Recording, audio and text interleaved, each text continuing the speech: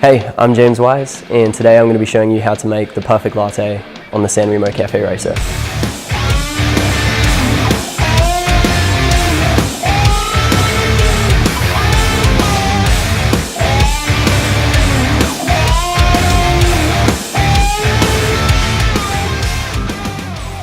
This is the perfect choice of machine, in my opinion, due to its stability, huge steam boiler, and very small increments on the volumetric system, which means you can produce this not only as a one-off, but consistently throughout service.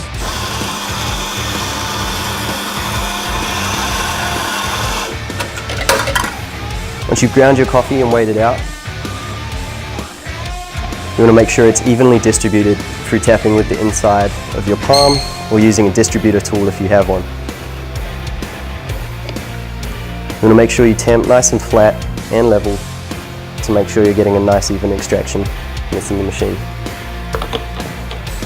I dialed this in earlier to give me my outs,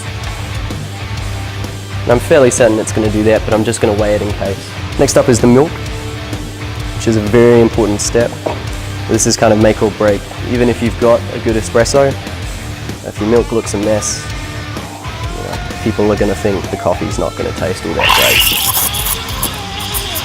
What you want to do is add air for a very short period of time and make sure that the milk is swirling. Measure the temperature using the bottom of the jug on your hands. Give it a quick tap to get rid of any bubbles that are sitting on the surface. And then finally, a quick swirl as well. What you're looking for is a nice silky top to the milk with no bubbles on. And then you're ready to pour. When you're pouring, you want to pour from about 5 centimeters high. You pour around and make a good base for your latte. Then you want to start pouring your pattern. And with this, you can really do whatever you want, as long as it looks good.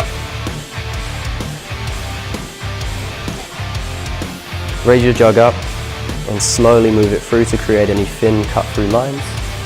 And you've got yourself the perfect latte.